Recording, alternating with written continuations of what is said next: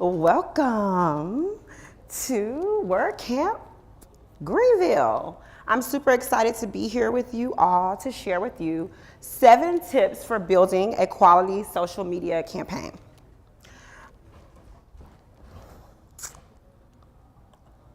So just a little bit about me. Again, my name is Aisha Adams, and I help small business owners, nonprofits, and solopreneurs connect, converse, and convert over their target audience into ideal clients.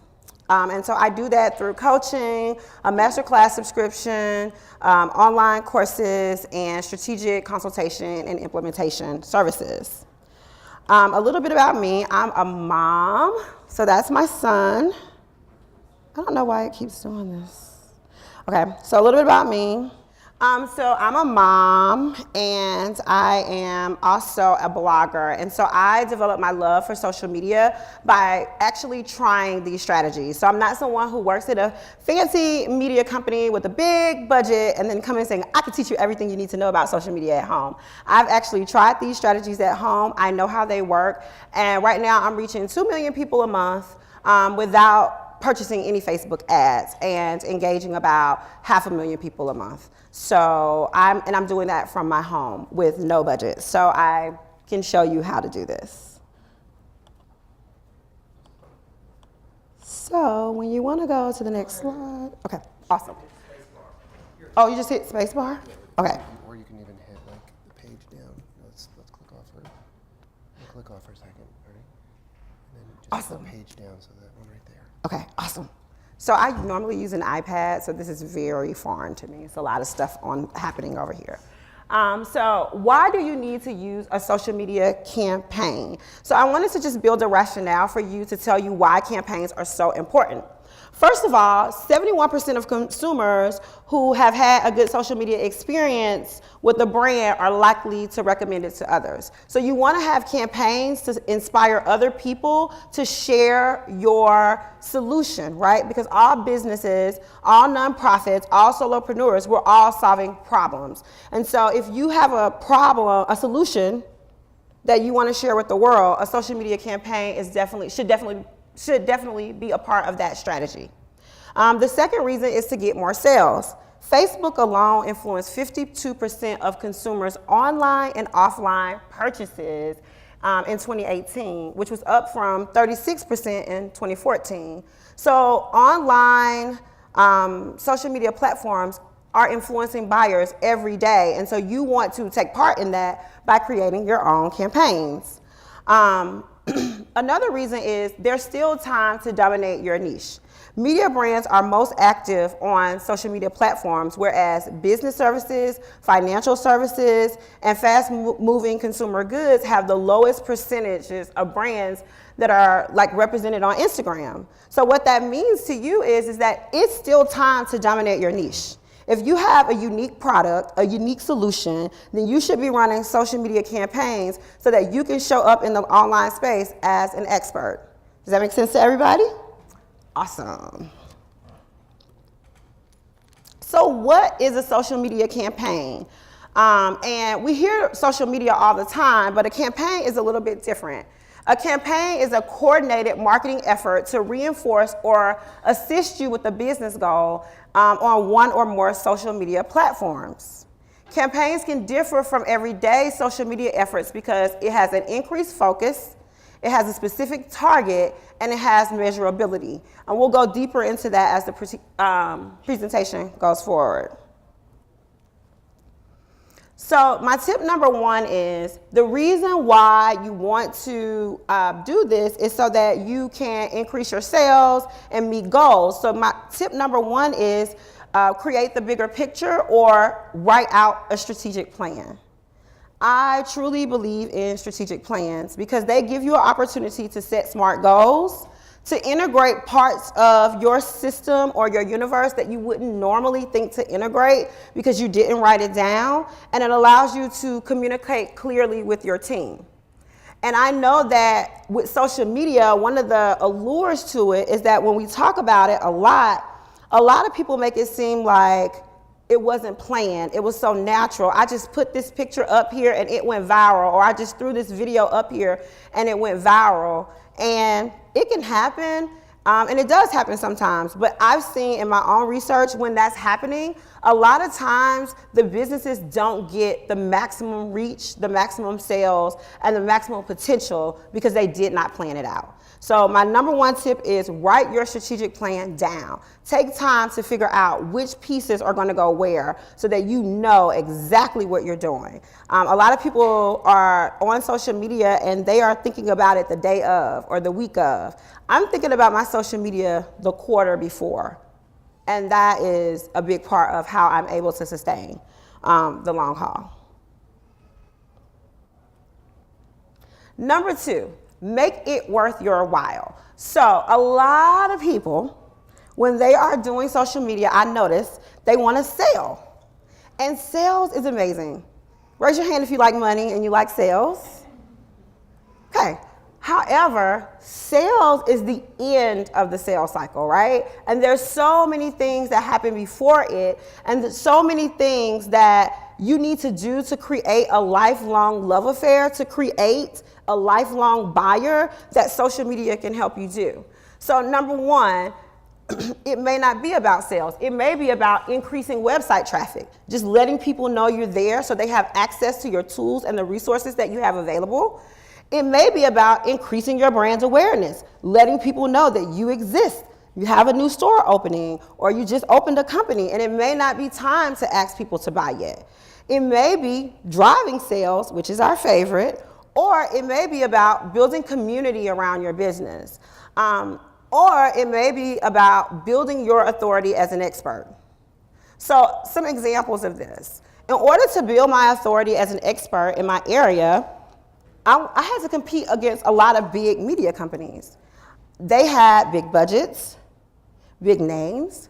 So you know what I did? I got up, I got my ring light. Ring lights make everybody look beautiful. So if you don't have a ring light, you must have a ring light. Ring lights make everybody look beautiful, trust me. Sound investment. And I got up and in my bedroom, I delivered 5 targeted talks in my bedroom with no one's permission. I put them online. I marketed them with $0. Now everywhere I go, people are like, you're everywhere. I see you everywhere. You're on social media. Someone just said, I wish I could create the content that you create. And I'm like, we don't create content. What are you talking about? Like, we need to do more of that. But I created 5 short videos to show my expertise in my area. I put them out. I did not run a Facebook ad. I simply shared them in the appropriate places. And now we have other media companies walking up to us and like, you're everywhere. Can we send you people who don't fit in our niche? Or, hey, I saw your talk. Can I talk more to you and consult with you? So it was about sharing my knowledge was my goal for my campaign, right? Another good one would be building community around your business. Any SportsCenter fans in here? ESPN fans? So SportsCenter did something really cool. They used to have a big marketing and research department where they spent millions of dollars, hired a lot of people, and then they converted into an online community where they could do surveys, ask questions, use their analytics to start a conversation, and they were able to save millions of dollars by translating the old way of doing market research to using social media. And so they were able to save tons of money. So this can help small businesses as well as large businesses, right?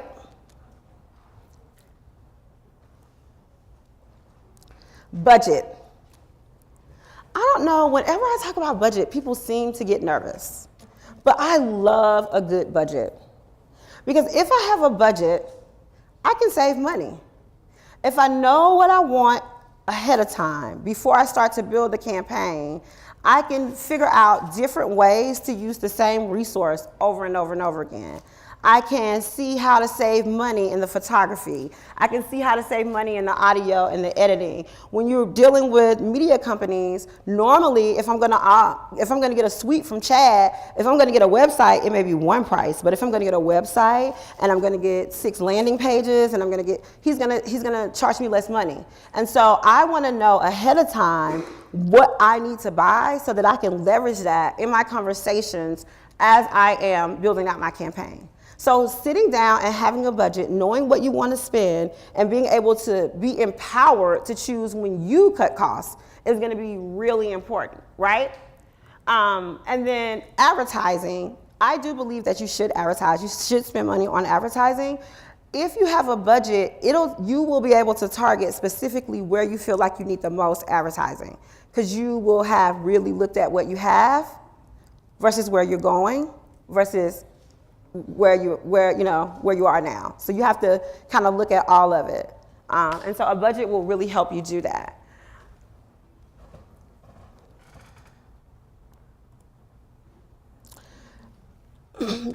Next, make it count. Unique value of each platform and how to use it. You have to understand how each platform is different.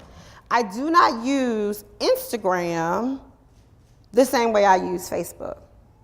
They're not the same, right? So, number one, you have to have a unique understanding of each platform. I had a conversation the other night with the city official who was asking me specifically why people weren't engaging on the Twitter. And I said, because they don't see it. And she said, well, we tweeted out. And I said, yes, you tweeted out one time, right? And in 3 hours, it disappears. No one else sees it. So you tweet this out one time, and you don't run any ads, and you don't, you're not engaging with other people, so it's not showing up in their feed. So even though you're tweeting it out, it's just going into a black hole, right? So first, understand which platform you're going to use, why you're going to use it, right? So if I'm using an Instagram, it's strictly for visual appeal, right? I can't place an easy to buy link down at the bottom. I have to do that in my bio. So for me, I mostly use Instagram for visibility, right? And just like, I'm not expecting to get a lot of purchases from my Instagram because that's just not how I use it, right? So you have to use each platform for what it's worth. So start by understanding the algorithm and how that helps you or how it can hurt you, and use that to your advantage. And then the second part is using the platform for different reasons, right? So over here on Instagram, you'll see I was able to use this picture, but I wasn't expecting any sales. I'm just showing people basically like, what am I doing? Here though, when I use the same picture, I let them know it was a black designer, and in the comments, and so here, people were ready to buy, which was a different situation, right? Because they had a little bit better understanding of the product. And with Facebook, I have more space to write about the product, to explain it, to share details about the product that I wouldn't necessarily want to use on Instagram. And I definitely don't have the space to do on Twitter, and would be inappropriate for LinkedIn. Make sense? Awesome. So stand out. Stand out. So we use these examples because this is the same picture, and it's two different campaigns, right? So this is one from North Carolina campaign, and this is a Charlotte campaign, and they stand out.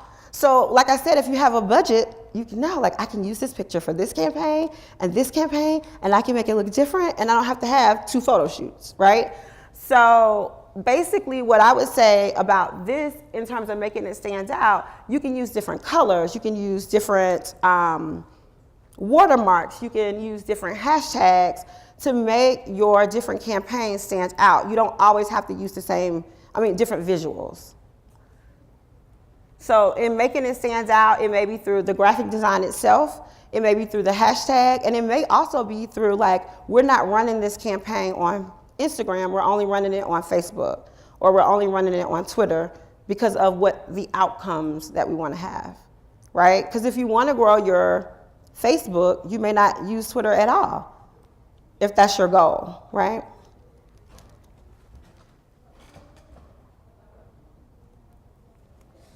Partners take you farther. So when you write out your strategic plan for your social media campaign, always remember partners take you farther.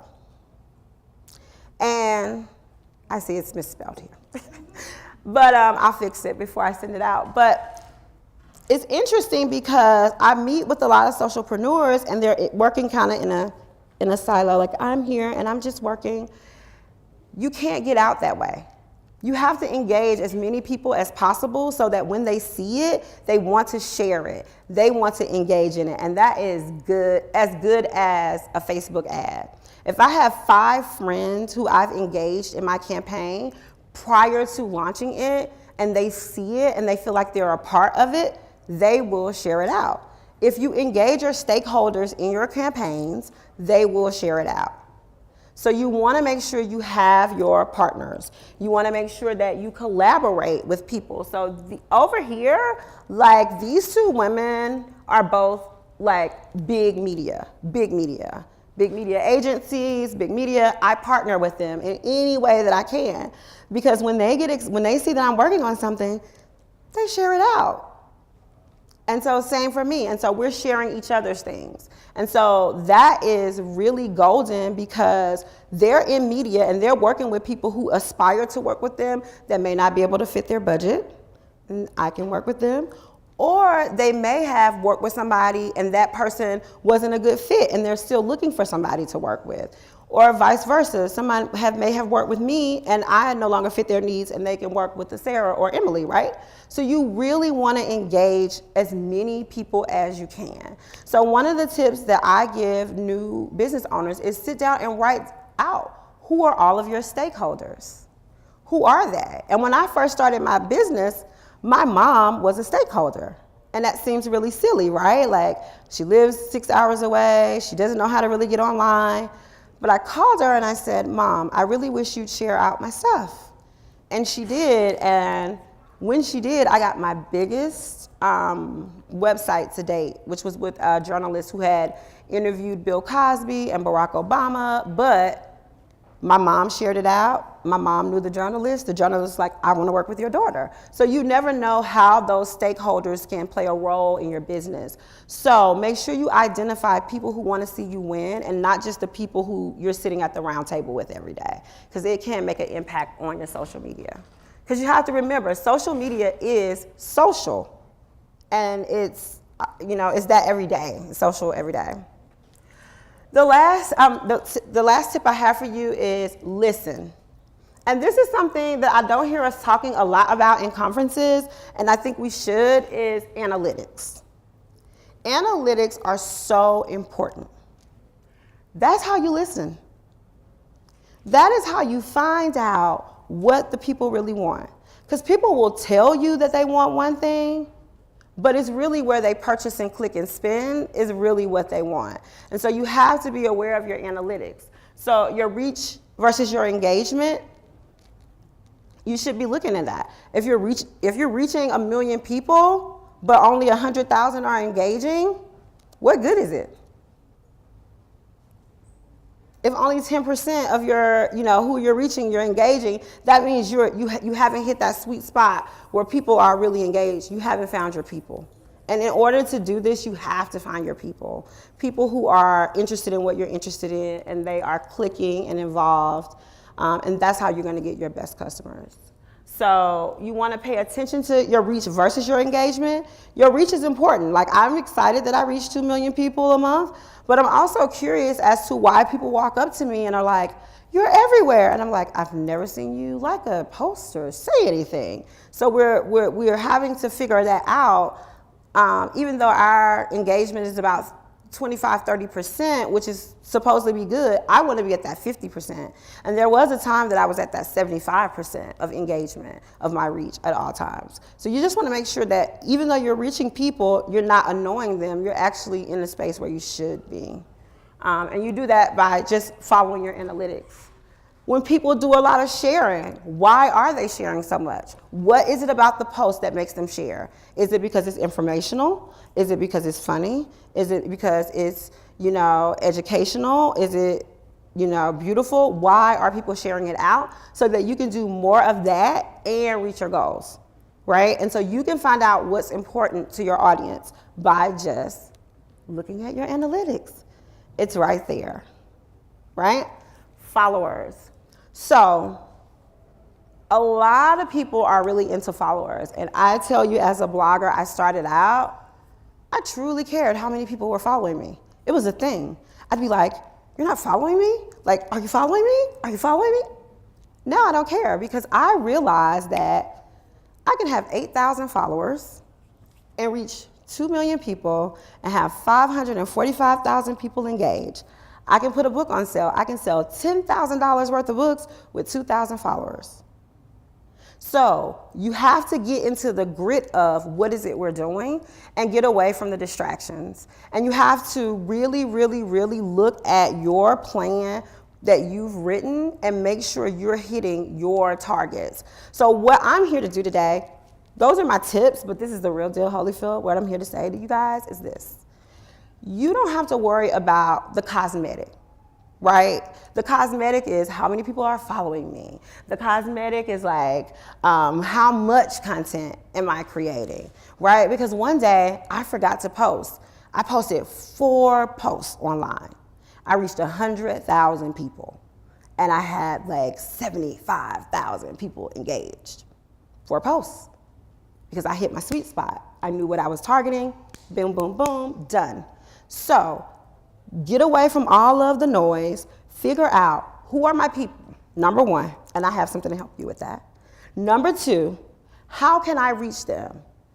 How do I keep them engaged? How can I bring them value? How can I show up for them every day? Like literally, if I don't post by 5 o'clock in the morning, my inbox is flooded. I'm praying for you. I hope everything is okay. And I'm like, y'all, I just overslept. It's cool, no biggie. Right? But because I have that kind of engagement, if I put a product up and I want it to sell, like, it's not rocket science. I have a direct finger to my people. And so I'm here to encourage you to use social media campaigns to find your people. I'm here to encourage you to use social media campaigns to share the solution to the problem that you solve. And if you're not solving a problem, that's the problem, okay? So I'm here to encourage you to definitely start using your analytics. And it can be scary at first, right? It can be daunting and it can be depressing. Like you're looking and you're like, all that work? All of that work. And I barely reached anybody, you know? But it gets you to that sweet spot. You get to where you want to be. You get there and people know where you want to be. So I'm here, and here we're at the questions. So does anybody have any questions for me? All right, we'll start here and we'll go around like this. So we'll start here. What kind of tools do you use for analytics, and what are you really looking for besides reach versus engagement? Or is that all you're really looking at? I use the tools that are provided for me. We have Zoho, which we could integrate, but I'm very hands-on. I won't even like my assistant is like, okay, so if 10,000 people leave you a comment, are you gonna comment on all 10,000? And I'm like, yeah, I'm gonna comment on all 10,000. And so she's like, we need to automate that. And I'm like, no, I'm not automating that. But that's because I wanna get up here and talk to y'all and have answers, right? So that's like my learning laboratory. So it's a little different for me. But I would suggest that you get a tool. That there's so many different tools. There's like the Moz tool, but I just use straight up Facebook tools because I'm trying to look at what I have and be the best resource for you guys because this is the job that I do. But what I suggest you do is really look at, take some time to think about what are my goals. So I have my free thing that I'm offering to build my list, and then I have this product, and I'm gonna run these campaigns, and I'm gonna really look at them and examine them and see where I am versus where I wanna be, and really just say like, oh, my audience is really not engaging. And if they're not engaging, then that's not it.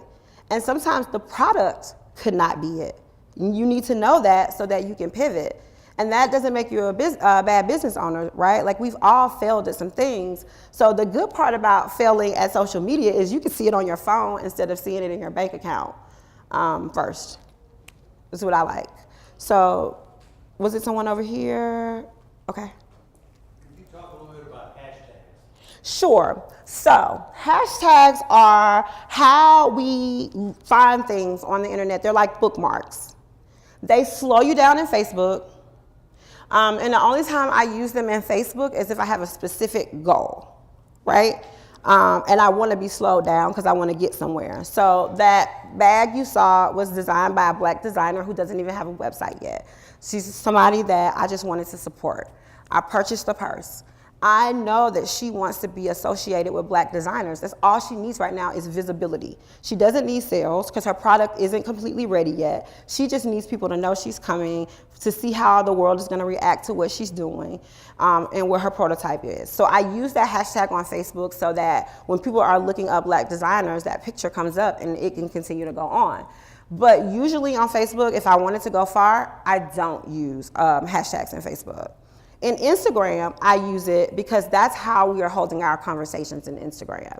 If you are on Instagram and you look up "time is up," you're gonna see all of the posts that women are posting about the Me Too movement, right? And so if I want my posts to be a part of that, then I wanna hop on that train, right? And so that is when we use it. One of the big mistakes I see newer businesses do is that they're so invested in the hashtag that they made up, and they use that hashtag and it doesn't go very far. Because your made up hashtag, no one's looking for it. And so people aren't finding you. You have to find how your product or service fits into a larger hashtag. Does that make sense? So hashtags are really good for Instagram and Twitter. Not so much for Facebook and LinkedIn. Any more questions specifically about hashtags? Do you have a recommendation on how many hashtags to use? Because I see a lot of posts that have small content and then huge list of hashtags. So I think it just depends, right? So I have an old brand. I wrote a vegan book once, and I have a vegan page. So whenever I eat something, it's called Vegan Curious. I'm not vegan anymore. But every time I eat something that's vegan, I share it on my Vegan Curious page. There's a lot of hashtags that can go with the food that I eat, because if it's gluten-free, that's, I might want to do gluten-free. If it's organic, I might want to do organic and vegan and plant-based, right? So those are 4 categories, and they all make sense. So that's more so when I think it's okay to have a lot of hashtags. When it's not okay to have a lot of hashtags, when you're like, hashtag feeling good, hashtag red on, like when you're just hashtagging it for the fun of it. If your hashtags are lending toward a bigger conversation and each one is valuable, it makes sense each time, right? So if you have 50, if this little piece of content fits into 20 different conversations, why not? But it needs to fit in all 20 conversations. So I told you I had some juicy candy for you. Here I've done a breakdown of all of the different types of social media, how many people are using them, what age they are, what the social media is best used for, and you can start to use that to develop your strategic plan. So if you text me at AAMG to 66866, I will share that with you. Any other questions? Yes, ma'am.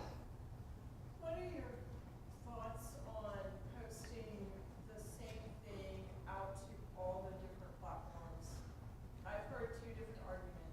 A lot of people don't want to see the same thing everywhere, but I see a lot of people doing it. So I honestly think that you should not do that, because number one, Twitter. Let's just use Twitter for example.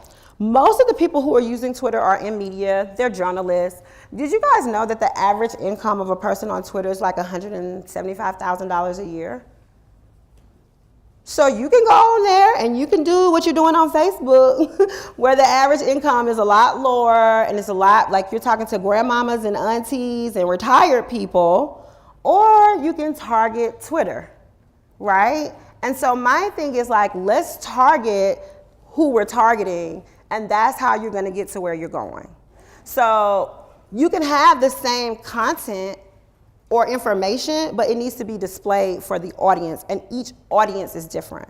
So I find when I'm in more of a city area, like a Charlotte or Atlanta, and I'm connecting with people, they're like, Instagram me, you know? But when I'm in Alabama, they're like, Facebook me. So each demographic is different. So you need to target the demographic with what is going to be important to them.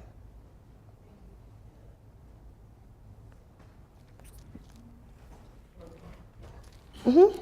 I've also seen that a strategy that works well is to, supposedly anyway, to create content and then kind of reword it and post it out later today, even though it's pointing to the same content. That's a way to try to get people to visit their content. Just kind of rephrase it in ways and trying to find that whatever the magic time is, people seem to see it. So I'm going to tell you this about the timing thing. I used to believe in the timing thing. Now I don't anymore, because now I believe that if people love you, they'll show up. Trust me. And you'll be like, why are they in my inbox at 5 o'clock in the morning? Really. So if they love you, they'll show up. If you're providing them with value and you're creating an experience, they will show up. So the timing doesn't necessarily matter. I think depending on the content. So what we know about Twitter is it goes really fast, right? And that you can't see a post from Thursday. But on Facebook, if she posts something on Thursday and I follow her and it got a lot of likes, I can get up on Monday and still see that post. So there's no need to post that twice. That's how you get on people's nerves, right? Like, I see that you want me to buy your book. I saw your book Monday. I don't need to see it Tuesday. It's going to stay here, right? On Twitter, that's a different situation. You need to post it more than one time. So it is really about understanding in depth what you're doing. And it's interesting because social media is free. I think a lot of times we don't go that in depth. But if I was speaking to somebody and they were going to go and buy postcards for their business through the post office, they would know every single thing there is to know about buying postcards. You know, how many people am I going to get out to? How much does each postcard cost? What's the color? Like, they would go out and they would ask that person 1,000 questions. But because social media is free, people tend to just content dump. And that's why they're losing out, is because they're not really focusing on, this is what this algorithm does for me. This is why this platform is here, and this is how I make the most out of it. I love questions. Any other questions? Yeah.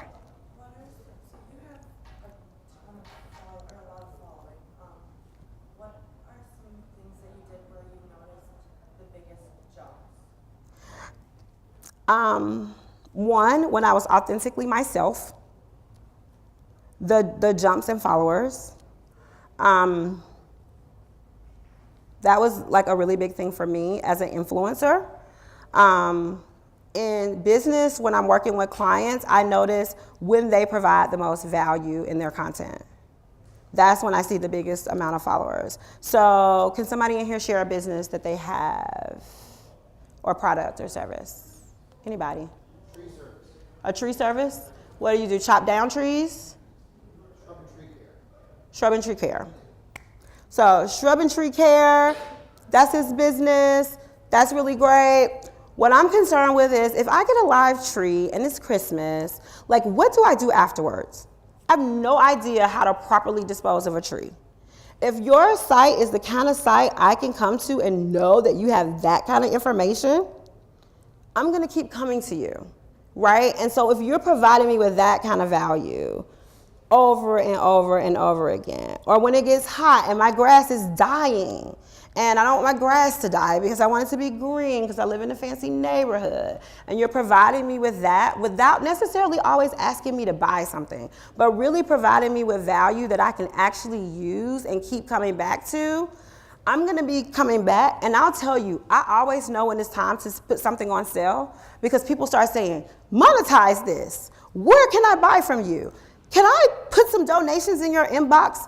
Those are the kind of things I get in my box because I'm providing value. So people want to spend money with you and they want to follow you. They just need a really, really, really good reason. So that adding value, being authentically you, but again, you don't need followers. That is not what it's about. Followers are a distraction. They're a distraction. When you find your people, you will know because your social media will explode and you won't know how many followers. Like I literally had 5,000 followers and I was like, I have 5,000 followers. And I thought it was like the end of, like I was so excited. I am almost at 10,000 followers, right? In like less than a month because I began to understand my audience more. So it's more about that. But when I put my book out, more than half of my followers bought it, but they weren't even my followers. They were just people who were interested because I found that sweet spot. So again, you know, when I started out, I was a blogger and I thought it was about followers and I thought it was about attention. But what it's really about is like who's showing up every day, who wants to do business with you, who wants to work with you, who wants to capture what you have. Any other questions? Yes. So you said you started out with 5 targeted talks. Where did you post them and how did you decide when you were going to post them? So, honestly, I'm a Facebook girl. So I posted them on Facebook.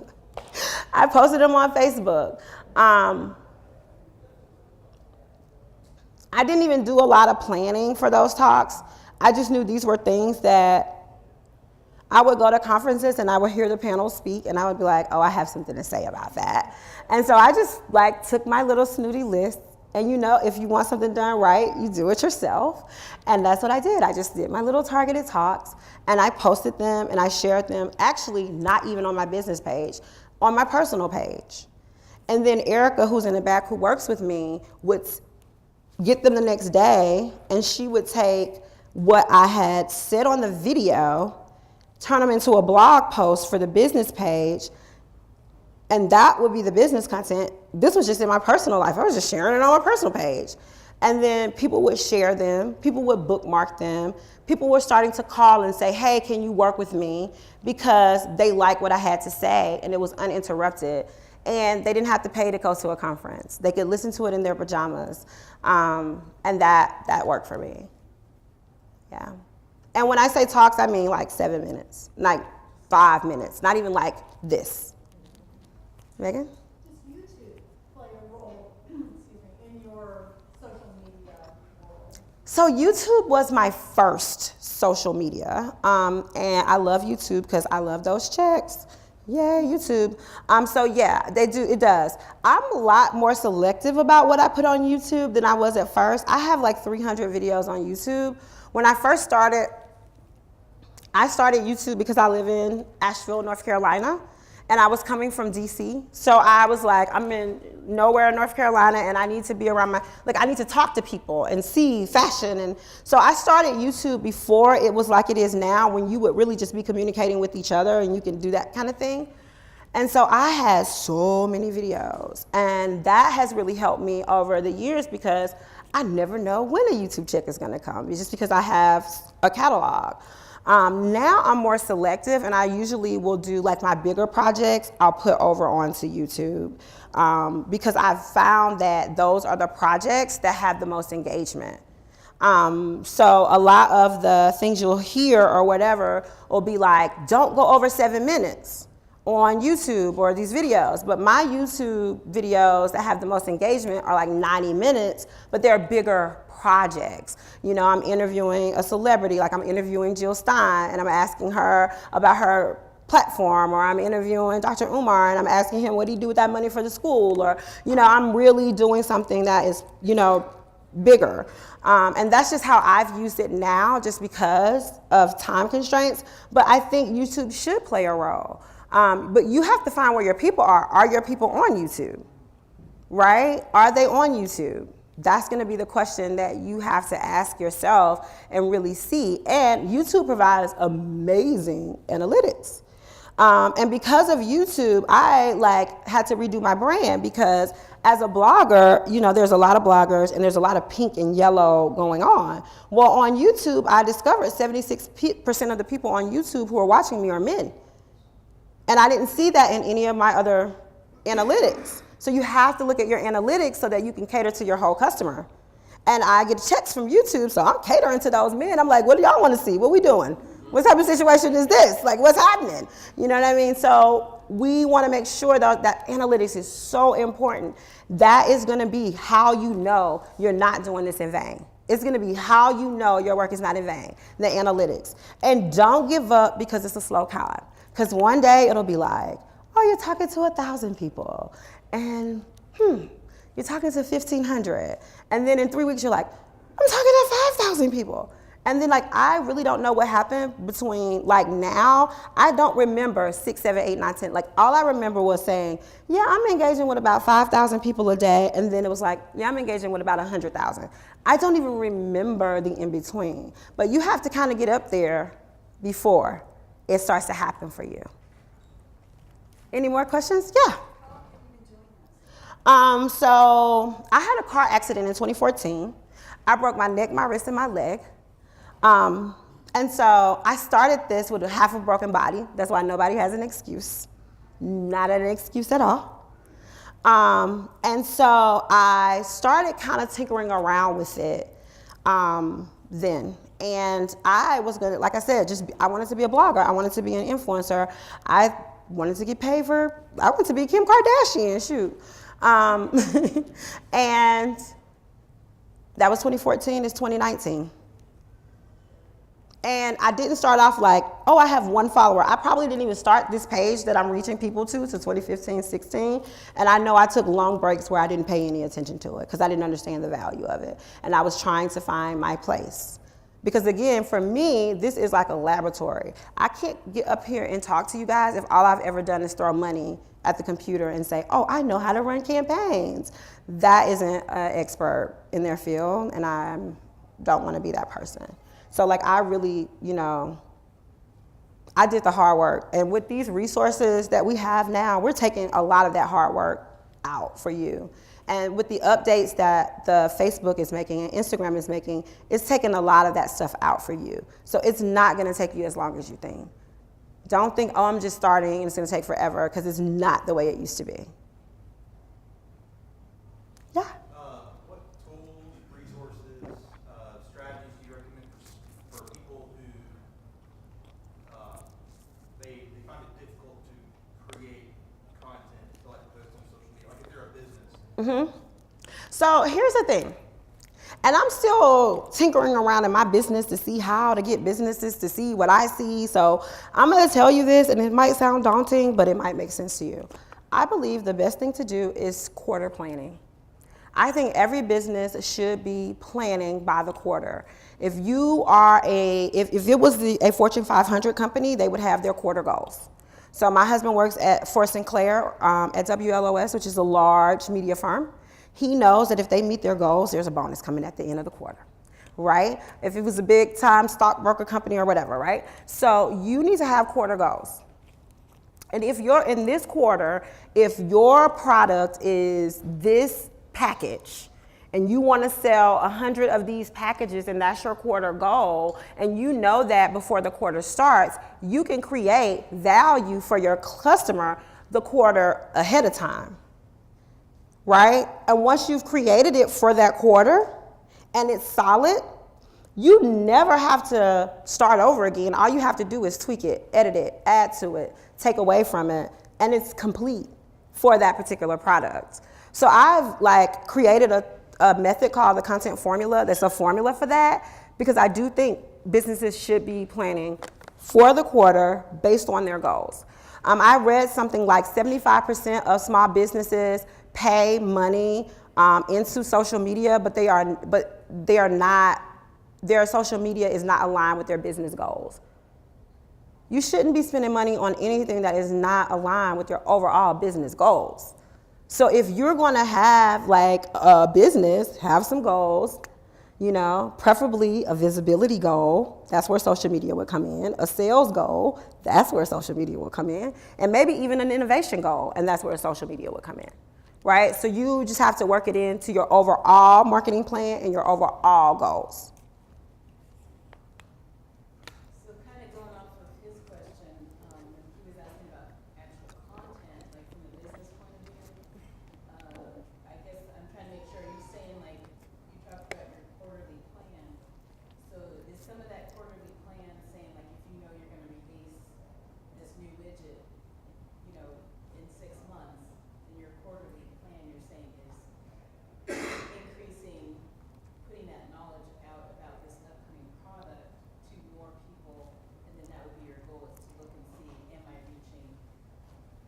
So suppose that you have a widget, and the purpose of that widget is for influencers to get more analytics, right? Just say.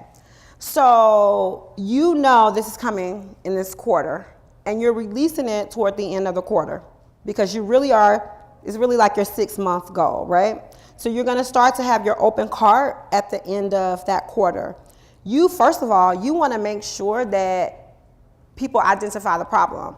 I might create a meme that says, can't get a full picture of analytics or something like that, something to see how other influencers in my community feel about not being able to access certain information.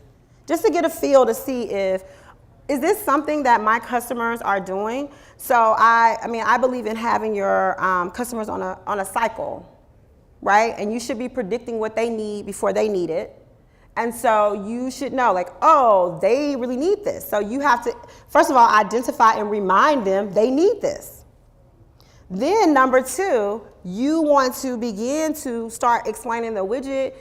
You want to educate them around, maybe not even the widget first. You may want to do a webinar just around how to install widgets on WordPress.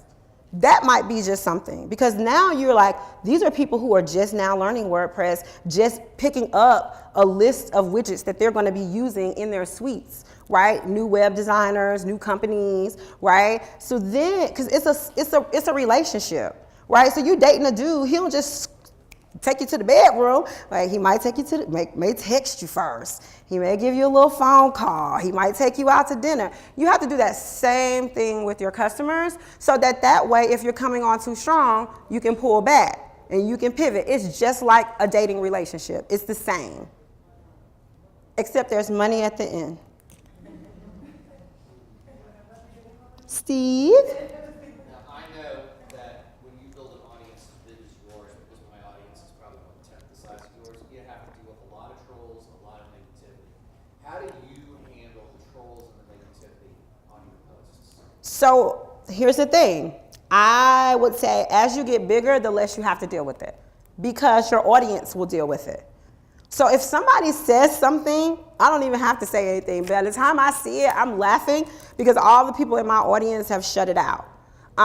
When you create a safe environment and you create an environment, like, they'll do that, right? Then number 2, if I should happen upon a negative comment, now that I'm making money, I will just treat myself nice and I will feel better, because I can afford to now, because I took that negative comment and that was a part of the job.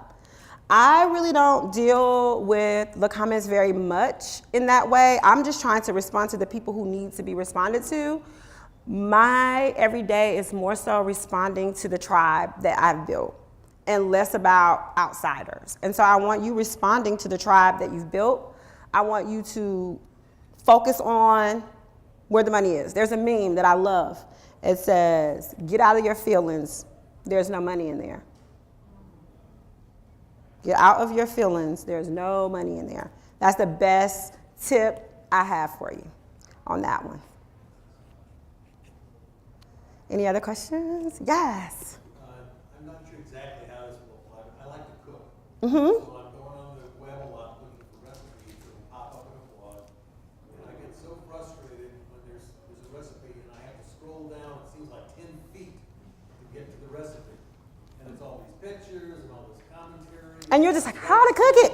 And it's a waste, and I won't go back to that site. And occasionally I'll find one that's got a recipe at the top, and then comment, love it, I'll bookmark it. Mm-hmm. Comment. Value. Value. That person who did it the old way is, like I said, we didn't understand the internet and algorithm at first, but we've taken a lot of the guesswork out for you, so you don't have to do what we used to do. I'm gonna teach you how to build strawberry banana pancakes, but first I have to tell you why I love them, where I found the recipe, why I cooked them, what my husband said, now here's the recipe, right? That's how we were taught. Well, you have to have 900 words for SEO, you gotta have blah, right? That's not how the world works. Because if somebody is actually doing a recipe, that means they've already carved out their time and they think their time is valuable, because who cooks from a recipe every day? Nobody. So if he's looking for a recipe, he really doesn't have time to read your blog post. He really just needs the recipe, right? And so if I were doing a recipe like that, what I'd actually do is do the recipe, make it a download, so he downloads it and I get that email address, and then send him whatever I want to send him later. So it's about you responding to people the way you want it to be responded to. So let me just do a show of hands. How many people have ever like downloaded a free ebook and actually read it from the first page to the last page? Ooh, we got some techies in here. Generally, when I'm in a room, people are honest, like, I get the free ebook, I don't read it. People get the free ebook, but they're not gonna read a 68-page ebook. Make a chart. Why would you sit up and write a 68-page ebook? Like, we don't even read books anymore. We listen to them. So you have to come with the coming of age. You have to be on trend, right? So like, I was listening to a rapper, 2 Chainz, my favorite rapper right now.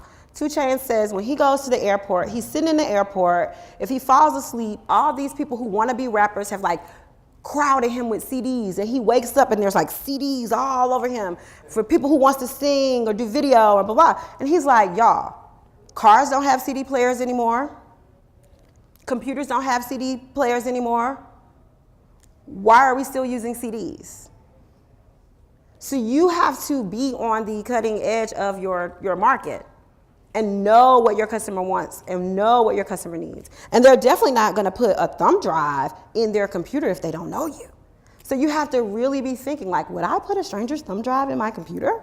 Like you have to be thinking about all those things. Am I gonna sit up and read 68 pages? You know, and you guys may, because this is WordPress, right? Like WordPress are my favorite events because we're the nerds, right? We're the geeks. We like to know every detail. Where does that plug go? Where does that widget go? Where is this? But our clients, they don't want to know. So you got to make it friendly. Easy downloads. Make it easy. Easy, easy peasy. Just like everybody else. How have you changed what you do based upon the increased use of smartphones versus computers? So one thing is my Erica here is consistently upset with me because I will not do anything that I cannot do from my smartphone because I know that 75% of my audience is experiencing this from my smartphone. So we'll have a conversation and we're talking about something that we're creating and she's like, well, on the computer view. And I'm like, well, on the cell phone view. And we'll like, that is something that I just don't even look at my computer until the end. So I've been telling her for about a month, like, I hate the website. It's just junky or something I've been saying. And then we were working together this week and she pulled it up and I was like, that's beautiful. And she's like, yeah, that's because you've been experiencing it from the phone. I like to experience my stuff the way that my users experience it. I'm trying to live that life. I came in here and I said, computer, right? I was like, I don't have a computer, I have an iPad. I experience the world the way my users experience the world because I'm trying to get it. I'm trying to be in their head.